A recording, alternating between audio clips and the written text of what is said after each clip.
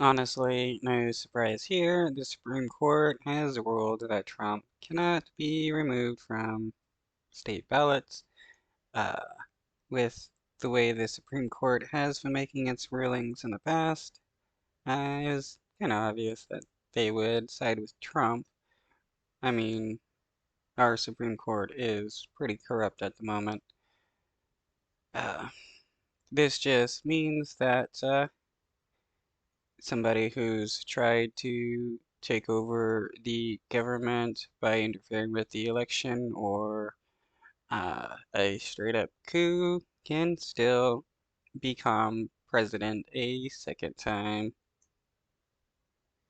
Breaking news from the Supreme Court about former President Donald Trump. The High Court just said moments ago that Mr. Trump can stay on this year's presidential ballot in Colorado after that state barred him from its Republican primary. Colorado Supreme Court had disqualified Mr. Trump under a constitutional provision that bars people who engage in insurrection from holding office. The decision today, of course, coming ahead of tomorrow's Super Tuesday contest when 15 states, including Colorado, will hold primary elections. Senior legal correspondent Laura Jarrett is here with us. I mean, if Trump does become president again, this just means that laws don't matter. I mean, if a president who attempted to overthrow the election can become president, uh, then what's the point in the Constitution or any law for that fact? To walk us through what this decision means and what this decision does not mean. Vaughn Hilliard is also here in the studio as well. He's been covering the Trump campaign. Vaughn, I'll get to you in just a moment. Laura, let me start with you.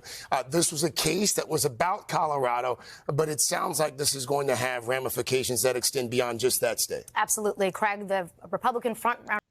Yeah, this means that no state can remove Trump from the ballot. Is now permitted to run for president, not only in Colorado, but across all 50 states. The justices here in a unanimous decision rejecting Colorado's effort to ban him under the Constitution's so-called insurrection clause. The heart of this case about the meaning of a largely untested provision of the Constitution, Section 3 of the 14th Amendment, which says essentially that if you take an oath to uphold the Constitution and then you engage in insurrection, you are not permitted to hold that office once again. But again, the court here said. Yeah, and Trump, who took an oath of office when he became president, attempted to interfere with the elections and keep the transfer of power from happening so that he can continue to hold on to said power. That is attempting to overthrow the government. When presidents or people of other nations do something like that, it is called a coup, and those governments or presidents are considered dictators.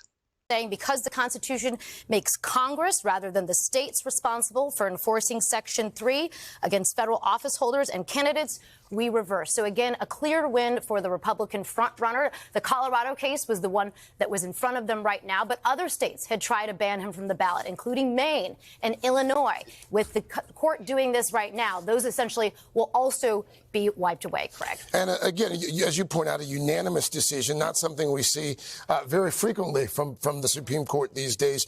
There were two questions at hand. You mentioned, of course, the clause in the 14th Amendment, but there was also the question of who actually gets to decide who's engaged in an insurrection in this country. Yes, and Donald Trump's attorneys had essentially tried to convince the court successfully here that this was for Congress to decide. Not just any one state could sort of unilaterally take somebody off a ballot in a national election. That was something that the justices were very interested in at oral argument, something that they appeared deeply skeptical of. The Colorado voters in this case trying to do that, and obviously Trump's position prevailed in this case. So this does now mean that the outstanding ballot challenges have been done away with. Yes. Remember, there were dozens and dozens of lawsuits across the country. Some courts had tried to dodge the issue. Some courts had ruled in Trump's favor, saying states didn't have the power to do this. Colorado was the first one that had taken that unprecedented step in.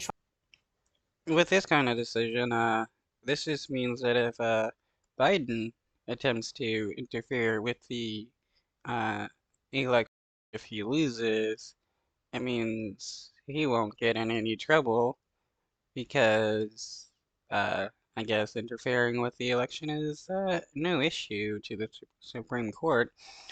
I mean, their Supreme Court and there are still cases against Trump about the actual interference cases and stuff like that, but it seems like the courts have somewhat unanimously decided that Trump is innocent of anything he's done, considering election interference, and it's pretty crazy.